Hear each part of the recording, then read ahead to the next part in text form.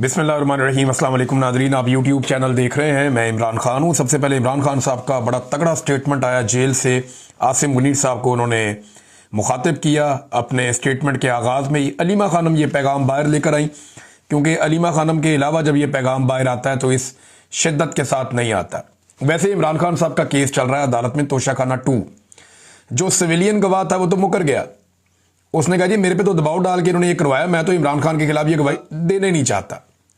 यानी एक सिविलियन था, फौजी नहीं था, एक सिविलियन था, वो आया और वो मुकर गया। उसने कहा जी मेरा ज़मीर गवारा नहीं करता। उसकी गैरत जाग गई। उसने कहा जी मैं ये दबाव मेरे पे डाला गया था और दबाव की वजह से ये हुआ, और वो अदालत में आकर अपनी गवाही से पीछे हट गया। उसका फ़ायदा इमरान खान साहब को होना चाहिए था, लेकिन उसके पीछे हटते ही 2 फौजी बीच में डाले गए। अब ये जो 2 फौजी हैं, यूनिफॉर्म वाले हैं ना, एक और दोनों को मैं जानता हूँ, अच्छी तरह जानता हूँ। मैं इन दोनों से मिला भी हूँ, और एक दफ़ा नहीं मिला, मल्टीपल टाइम। जब भी हम कभी जाते थे वज़ीर-ए-आज़म हाउस में, या कोई भी जाता था वज़ीर-ए-आज़म हाउस में, तो इनसे मुलाकात हो जाती थी। ये वहीं पे जो होते थे वज़ीर-ए-आज़म हाउस में। तो इनमें एक जो है ना वो ब्रिगेडियर अहमद साहब हैं, और जो दूसरे हैं वो उसमें कर्नल रेहान साहब हैं। अच्छा, इन दोनों से हमारी मुलाकातें होती रही हैं। जब आखिरी दिन था ना इमरान खान साहब का प्राइम मिनिस्टर हाउस में, 9 और 10 की दरमियानी शब, उस रात को हम वहाँ पे गए थे इमरान खान साहब के बुलाने पर, और सबसे आखिर में मैं वहाँ से निकला था। और मैं और शहीद अरशद शरीफ और कुछ और लोग, हम इसी जो कर्नल रेहान है इसके ऑफिस में बैठे हुए थे। ये डिप्टी एमएस था, तो इसके ऑफिस में हम बैठे हुए थे। तो कर्नल साहब हमें बता रहे थे इमरान खान साहब के बारे में और उनकी काबीना के बारे में। तो ज़्यादातर लोगों के बारे में उनकी राय ऐसी नहीं थी, लेकिन 2 लोगों के बारे में उन्होंने बड़ी ज़बरदस्त राय दी थी, और उन्होंने कहा था कि ये तो बहुत ईमानदार और शानदार लोग हैं। एक उन्होंने इमरान खान के बारे में, और एक उन्होंने मुराद सईद के बारे में कहा था। मुराद सईद के बारे में डिप्टी एमएस ने कहा था कि इस आदमी ने अपनी वजारत से पानी की एक बोतल भी नहीं पी। ये इतना ईमानदार आदमी है, ऐसा वजीर नहीं मिलेगा। ये कर्नल रेहान ने कहा था। और इसी कर्नल रेहान ने उस दिन, यानी एक तरह से जैसे हमसे बात कर रहे थे, तो ये इनकी आदत है कि ये बड़ा वजन डालने के लिए ना, बात को जोर देने के लिए ये बड़े तरीके से बात करते हैं। तो वो ये कह रहे थे बार बार कि ये बेहतरीन हुकूमत थी, बेहतरीन वज़ीर आज़म था, लेकिन ठीक है चलो ये पॉलिटिक्स है। वो इस तरह करके ना इसको नॉर्मलाइज करने की भी कोशिश कर रहे थे, लेकिन साथ ही साथ नजर आ रहा था कि ये डिस्टर्ब है आदमी। और उस वक्त वो हल्फन में कह रहा हूं कि वो ये कह रहा था कि ये बेहतर लोग थे जो जा रहे हैं, और उनके साथ ज्यादती हो रही है, खास तौर पर इन्होंने जो मैंने आपको नाम लिए। अब ये जो कर्नल साहब हैं, रेहान साहब, ये आज इन्हें गवाही देने के लिए लाया गया इमरान खान के खिलाफ। ब्रिगेडियर मोहम्मद अहमद को भी लाया गया इमरान खान साहब के खिलाफ गवाही देने के लिए, जो एमएस था। अब मैं उम्मीद कर रहा था कि सिविलियन डट गए हैं, तगड़े हो गए हैं। उन्होंने कहा जी कोई गाली नहीं, मार खा लेंगे, कुछ नहीं होता, मैं अपने ज़मीर के मुताबिक जाऊंगा। सिविलियन डट गया, उसने कहा जी दबाव था, झूठी गवाही देनी पड़ी है। तो मैंने कहा ये फौजी तो जरूर डट जाएगा, ये ज्यादा तगड़े होते हैं, ये अपनी वर्दी की बहुत लाज रखते हैं, तो फौजी तो डट जाएंगे, झूठी गवाही नहीं देंगे। लेकिन मुझे मायूसी हुई आज। अब ये पाकिस्तान की फोर्सेस को सोचना है कि मौजूदा एस्टेब्लिशमेंट को खुश करने के लिए, किसी एक शख्स के इक़्तिदार को तूल देने के लिए, किसी एक शख्स की एक्सटेंशन के लिए, क्या यूनिफॉर्म के साथ या यूनिफॉर्म वाले लोग इस तरह की बददियानती भी कर सकते हैं कि इमरान खान जैसे वज़ीर आज़म के खिलाफ आकर गवाही दे दें? वो चंद करोड़ का ये तोशाखाना का केस है 2 वाला। इमरान खान जेल से किसी किताब पे दस्तखत करके, किसी कमीज पे दस्तखत करके बाहर भेज दे, तो उससे डबल ट्रिपल पैसों की तो वो बिक जाएगी बाहर, जितने का केस किया हुआ है इमरान खान के ऊपर। इन्हें शर्म भी नहीं आती। वहां पे एक आधे सवाल में जो है वो बहुत बुरी तरह फंस गए थे ब्रिगेडियर अहमद, वो मैं आपको बताऊंगा नेक्स्ट व्लॉग में। लेकिन जो कर्नल रेहान है वो काफी नर्वस थे, लेकिन जज साहब बड़े एक्साइटेड थे कि जनाब 2 फौजी आए हैं, बड़े एक्साइटेड थे। यानी माहौल जो अंदर से पता चला वो ये था कि ऐसा लगता था कि जज साहब सलूट ही ना मार दें इन दोनों को उठ के कहीं, या इन्हें कहीं सारा खोपी ना बिठा लें कि आप यहां बैठे, आप यहां बैठे। समझ नहीं आ रही थी उनको कि कैसे इनको प्रोटोकॉल दिया जाए, इस्तकबाल किया जाए। लेकिन इमरान खान की मौजूदगी में ये लोग नर्वस थे। देखिए वैसे भी आसान नहीं होता झूठी गवाही देना। आपने यूनिफॉर्म पहना हो तो आपको ख्याल रखना चाहिए। देखिए ये तो एस्टेब्लिशमेंट चली जाएगी, आज कोई आर्मी चीफ है, कल रिटायर हो जाएगा, फारिग हो जाएगा। डीजीआईसी जो आज है कल रिटायर हो जाएगा, फारिग हो जाएगा। बाजुआ भी तो देखे ना, जमीन आसमान एक किया हुआ था, ये भी ताकत वो भी ताकत, उसके कपड़े उतार, उसको नंगा कर, उसको मार, इसको जेल में डाल, औरतों को घसीट। बाजुआ ने सारा कुछ किया ना, फिर गया ना, देखो टके की औकात नहीं है अब। इसी तरह जो आपका नदीम अंजुम था, उसने क्या कुछ नहीं किया पाकिस्तान के अंदर, मैं उसके दौर में जबरी तौर पे मुझे आईएसआई ने लापता किया था, किधर गया वो? आए ना, सामना करे अब कहीं पे, दुनिया के किसी कोने में आ जाए, मैं चैलेंज करता हूं, आ जाए नदीम अंजुम, सामना करे मेरा, बात करके दिखाए, टके की औकात नहीं रही। तो ये फारिग हो जाते होते हैं लोग, लेकिन इदारा जो है ना वो मौजूद रहता है। इदारे की क्रेडिबिलिटी के ऊपर उंगली नहीं उठनी चाहिए। डिक्टेटर्स तो अपनी हरकतें करते हैं, हमेशा करते हैं। ये जो 2 फौजी अफसरान ने किया, मुझे इसकी बड़ी तकलीफ हुई है। मेरे दिल में बड़ा एहतराम है इस यूनिफॉर्म का कि ये यूनिफॉर्म कुर्बानी देती है, इसके ऊपर खून गिरता है, ये गोलियां खाते हैं, बम धमाकों में लड़ते हैं, बॉर्डर पे लड़ते हैं, वतन की हिफाजत करते हैं, लेकिन झूठी गवाही बड़ी नामुनासिब बात, कोई दुनिया में तस्लीम नहीं करेगा। और बिल आखिर जो है वो जब कोई भी काम नहीं आया तो यूनिफॉर्म वाले बंदों को लाकर सामने खड़ा कर दिया। ये ज्यादती इदारे के साथ की गई है और इदारा ये दाग नहीं धो पाएगा कि पाकिस्तान की तारीख के सबसे मकबूल वजीर आजम के खिलाफ 2 फौजियों को जो यूनिफॉर्म थे उन दोनों को पेश किया गया अदालत में कि इसके खिलाफ गवाही दो। अंदाजा करें आप, यानी आजम खान इनके काबू नहीं आया, सिविलियन इनके काबू नहीं आए, तो अब इनको ये करना पड़ा। ये नादरीन सूरत हाल है। इमरान खान साहब ने जो पैगाम भेजा उसमें आसिम मुनीर साहब के नाम सबसे पहला पैगाम था। अलीमा खानम लेकर आई है। इमरान खान ने आसिम मुनीर को बराह रास्त पैगाम भेजा। ये मैं इमरान खान का पैगाम आप तक पहुंचा रही हूं, जो इमरान खान ने कहा है कि आपने जो हमारी जेल में हमारे साथ जुल्म हो रहा है, जो मेरे साथ और बुशरा बीबी के साथ जेल में हो रहा है, ये मेंटल टॉर्चर है। आप ये इसलिए कर रहे हैं, ये आसिम मुनीर को इमरान खान कह रहे हैं, आप ये इसलिए कर रहे हैं ताकि मैं टूट जाऊं। हमारी मुलाकातें सारी बंद हैं, फैमिली के साथ मुलाकातें बंद है। इस वक्त इनको किताबें नहीं दी जाती, बच्चों से बात नहीं करने दी जाती। उन्होंने कहा कि अगर आपका ये ख्याल है कि मैं या बुशरा बीबी टूट जाएंगे, हमने ला इलाहा इल्लल्लाह मुहम्मद रसूलुल्लाह सल्लल्लाहु अलैहि वसल्लम कलमा पढ़ा हुआ है और हमने ये अहद किया हुआ है कि यजीदियत और फिरौनियत के आगे सर नहीं झुकाएंगे, क्योंकि ये शिरक है। इसलिए इस चीज़ को जब तक हम जिंदा हैं, हम कभी भी अपना सर यजीदियत और फिरौनियत के आगे नहीं झुकाएंगे। अच्छा, इमरान खान साहब जब कलमे की बात करते हैं, यजीदियत और फिरौनियत की बात करते हैं, तो साथ ही मुफ्ती मुनीब साहब को लॉन्च कर दिया जाता है। मुफ्ती मुनीब साहब ने एक जिंदगी गुजारी है, एक आलिम दीन थे, उनकी बड़ी इज्जत है पाकिस्तान में, लेकिन इद्दत जैसे घटिया केस के ऊपर इनकी जबान नहीं खुली। ये चुप करके बैठे रहे केस वट के, इन्होंने बात ही नहीं की। दीगर इतनी इतनी ज्यादतियों ही खवातीन को सड़कों पे घसीटा गया, जलील किया गया, ये नहीं बोले। यास्मीन राशिद 70 साल से जायद उम्र की खातून, जेल में उन्होंने डाला हुआ है, जुल्म और बर्बरियत हो रही है, नहीं बोले। साबिक खातून अव्वल के साथ जेल में क्या हो रहा है, नहीं बोले। वजू के लिए गंदा पानी दिया जा रहा है, नहीं बोले। औरतों को सड़कों पे घसीटा, बच्चों के साथ जुल्म किया गया, नहीं बोले। चादर और चार दीवारी का तकद्दुस बार बार पामाल किया गया, नहीं बोले। लेकिन बोलते कब है, जब ऑर्डर आ जाता है। तो सरकारी मौलवी जो है ना और दरबारी मौलवी जो है, ये तो अल्लाह रब्बुल इज्जत पूछेंगे कि तुमने क्या किया। ये तो मुफ्ती साहब आपको अल्लाह के आगे जवाब देना पड़ेगा जाके। सारी जिंदगी आपने गुजार दी, हम आपकी इज्जत करते थे, लेकिन एंड ऑफ द डे, वैसे ये बड़ी जबरदस्त कहावत भी है एक और कॉल भी है कि आखिर में जाके सारे एक्सपोज हो ही जाते हैं। तो आप एक्सपोज हो गए, पता चल गया कि आप कहां से ओहदे लेते थे और कहां आपके ताने बाने जुड़े हुए थे। आज आप उनके हुक्म के ऊपर इमरान खान पे तनकीद करते हैं, निश्तर पे बरसाते हैं और मदद को बतौर हथियार इस्तेमाल करते हैं।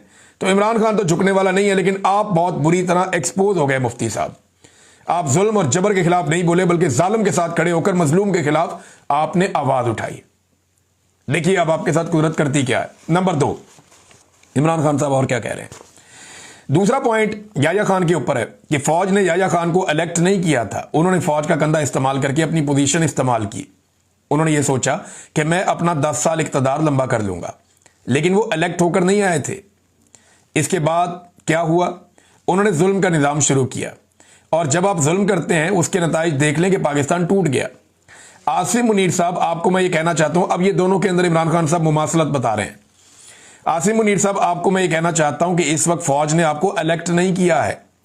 आप ये सोच रहे हैं कि आप फौज के कंधे के ऊपर आप यहां 10 साल बैठेंगे। पाकिस्तान के अंदर इस वक्त जो हालात जा रहे हैं, आप इस पर पहले फोकस करें कि आपने इस इक़्तिदार को लंबा करने के लिए क्या क्या कुछ नहीं किया। पहले आपने 9 मई किया, जो फॉल्स फ्लैग ऑपरेशन था, ताकि आप इस बहाने पीटीआई को मुकम्मल तौर पर क्रश कर दें। जब इलेक्शन हुए, पीटीआई ने इलेक्शन स्वीप किया, अगले दिन आपने यही इलेक्शन पीटीआई का चोरी करके आपने दूसरे सजाशुदा लोगों को वो इलेक्शन दे दिया। आपने जजेस को कंट्रोल करना चाहा, इसके लिए आप 26वीं आईनी तरमीम लेकर आए। इस तरमीम से आपने जजेस को एक सरकारी इदारा बना दिया, इनको कंट्रोल में ले आए। नंबर 3, एक और बात की कि आपने मीडिया को मुकम्मल तौर पे कंट्रोल कर दिया। और बड़े साल लगे थे कि हमारे मीडिया कुछ हद तक आज़ाद हुआ था। बड़े सालों बाद जमहूरियत तरक्की कर रही थी, बड़े साल लगे कि अदलिया भी अपने आप को बेहतर कर रही थी। आपने इन तीनों चीज़ों को, यानी रूल ऑफ लॉ, जमहूरियत, इंसानों के साथ रवैया, जुल्म की जो दास्तानें जो खुली हुई हैं, जब से 9 मई हुआ वो सबके सामने है, ये सारे तबाह हो गए। नंबर 4, इमरान खान साहब ने कहा कि सबसे बड़ी चीज़ इस वक्त पाकिस्तान में सबसे कम इन्वेस्टमेंट आई है। पाकिस्तानी तारीख में इन्वेस्टमेंट इन्हीं वजूहात की वजह से कम हो गई है। इसका नतीजा ये हुआ कि आज आपके 45% लोग गुर्बत की लकीर से नीचे चले गए हैं। ये तो खान साहब पिछली रिपोर्ट बता रहे हैं ना, अब नई रिपोर्ट आई ना सैलाब के बाद, तो पता चलेगा कि ये लोग 50% से भी बढ़ गए हैं, जो पाकिस्तान में इस वक्त गुर्बत का इंडेक्स है। अब तक जितना पाकिस्तान ने कर्जा लिया था, इस हुकूमत ने 3 साल में उतना ही कर्जा डबल कर दिया। यानी जितना कर्जा पाकिस्तान बनने से लेकर अब तक लिया गया ना, इमरान खान साहब की हुकूमत के आखिरी दिन तक, उतना ही कर्जा ये हुकूमत ने पिछले 3 साल में ले लिया। ये सिंपल मैं आपको करूं, मैंने थोड़े दिन पहले आपको बताया भी था, थोड़ा ही फर्क रह गया बिल्कुल। जितना कर्जा पाकिस्तान बनने से लेकर इमरान खान के दौरे हुकूमत तक पाकिस्तान ने लिया, 70 सालों से ज्यादा की एक तारीख है, 75 साल तक जितना कर्जा पाकिस्तान ने लिया, उतना कर्जा इन्होंने 3 साल में ले लिया। ये है आसिम मुनीर साहब की और शहबाज शरीफ साहब की मुश्तरका कारकर्दगी।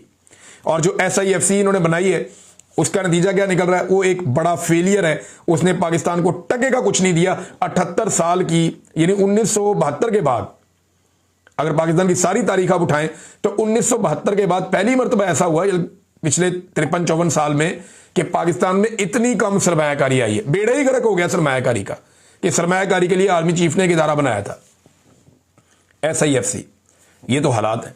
अच्छा, इसके बाद जी वो कहते हैं कि $47 बिलियन था पहले, अब $90 बिलियन तक चला गया है।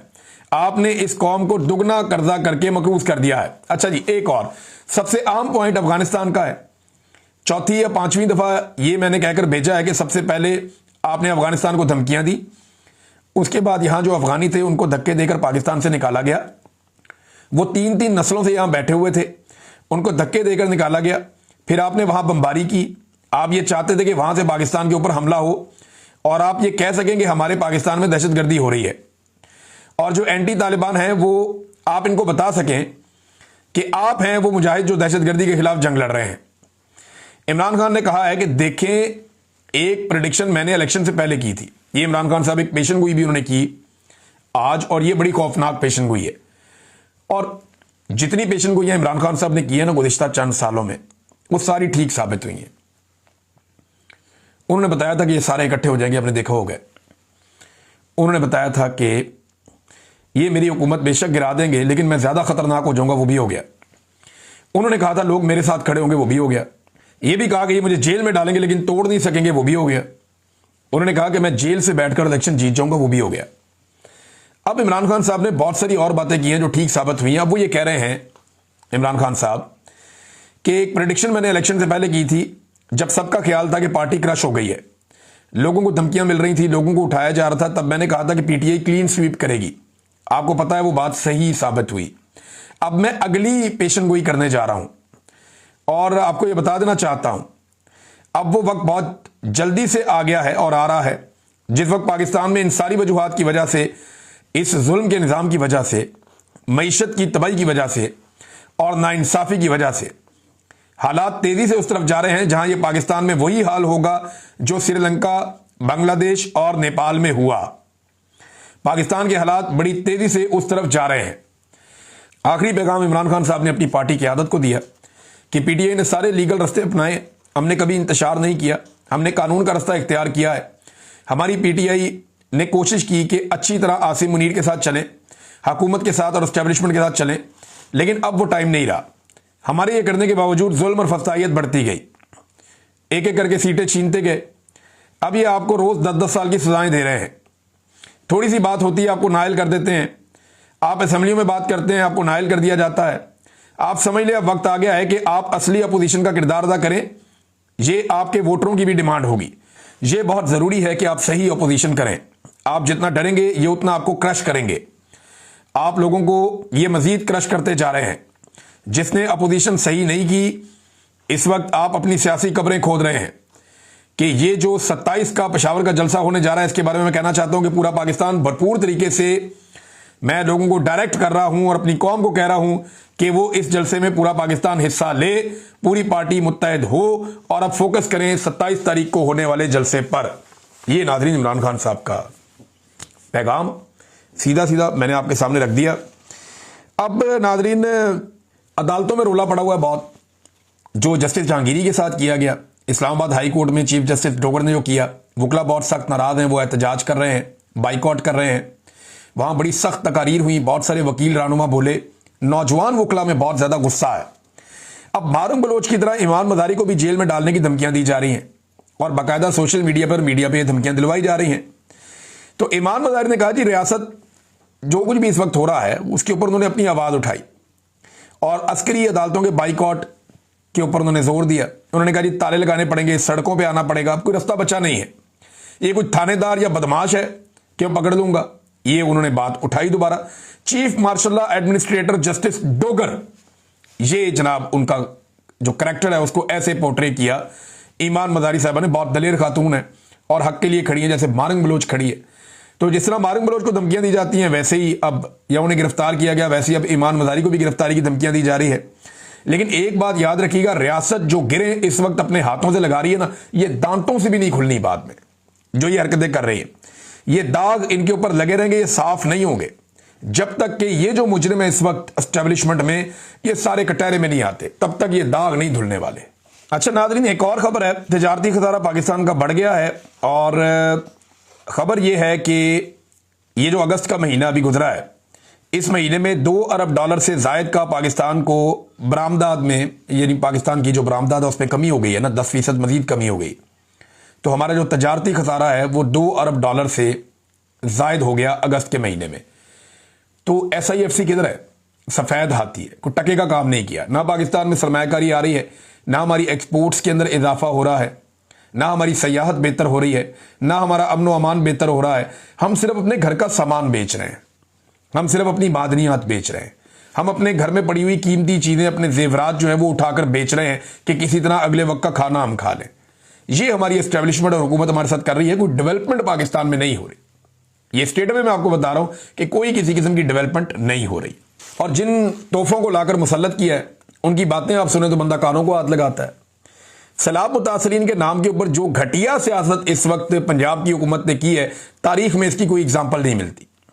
अगर आप वहां जाएं, क्योंकि हमारी बहुत सारी टीमें वहां काम कर रही हैं, कायदे आजम खैमा बस्तियां हमने लगाई हुई हैं, 5वीं बस्ती आज कायम हो गई है और एक एक बस्ती में 250-300 तक भी खैमे हैं। एक जो है वो बहुत बड़ी बस्ती भी लगाई है, वहां पे हमारे नौजवानों ने, मेडिकल कैंप्स लग रहे हैं, वहां काम चल रहा है। आज अद्वियात की खेप जा रही है, साथ जो कश्तियां हैं वो भी चल रही हैं, पानी के अंदर रेस्क्यू का काम भी नौजवान कर रहे हैं। तो सवाल ये है कि बजाय इसके कि ये लोग काम करते हैं, इनके पास तो बहुत वसाइल थे, ये सियासत कर रहे हैं, हर जगह जाते हैं, लोगों को तकलीफ देते हैं। अब मरियम नवाज का स्टेटमेंट आप देखें, उन्होंने इमरान खान पे इल्जाम लगा दिया कि जनाब इनका वज़ीर आज़म क्या करता था कि जब सैलाब आ गया तो फिजाई दौरा किया, हेलीकॉप्टर में बैठा, फिजाई दौरा किया और ऐनक लगाकर कहता है ओ हो ये तो बहुत बड़ा सैलाब आ गया। और बेवकूफ़ो और टिकटॉकर्स, खुदा का नाम लो यार, इमरान खान के दौर में सैलाब आए ही नहीं। इमरान खान 2018 में पाकिस्तान का वज़ीर आज़म बना और अप्रैल 2022 में इमरान खान साहब फारिग हो गए। इस बीच में सैलाब ही नहीं आया। सिर्फ एक कुदरती आफत आई थी जिसे कोरोना कहते हैं, और पूरी दुनिया ने तस्लीम किया कि इस आदमी ने कोरोना का जो मुकाबला किया वो दुनिया में कोई नहीं कर सका। शानदार मुकाबला किया, जबरदस्त हिकमत अमली इमरान खान ने बनाई। एक आफत आई जिसका उसने मुकाबला किया और वो आफत भी ये सैलाब से बहुत बड़ी थी, बड़ी खौफनाक थी। उसने मुकाबला किया और जीत के दिखाया। उसके दौर में तो सैलाब आया ही नहीं, तो उसने कहां पे सैलाबी दौरा कर दिया, हवा में जाके ऊपर फजाई दौरा कर दिया और काली ऐनक लगा के वो होगा। इनके आसाब पे इमरान खान सवार है, बाप के आसाब पे, बेटी के आसाब पे, चचा के आसाब, इनकी नस्लों के आसाब के ऊपर इमरान खान सवार है, उससे बाहर निकल ही नहीं सकते। और हाँ, एक और चीज वो मैं आपको अगले वीलॉग में बताऊंगा। ये लंदन में गेम डालने की तैयारी कर रहे हैं और आजकल बड़े इन्विटेशन भेजे जा रहे हैं। ये सारा कुछ आपको नेक्स्ट वीलॉग में बताता हूं कि इनके साथ होना क्या और ये कर क्या रहे हैं। अब तक के लिए इतने, अपना ख्याल रखिएगा, अपने चैनल का भी। अल्लाह हाफिज।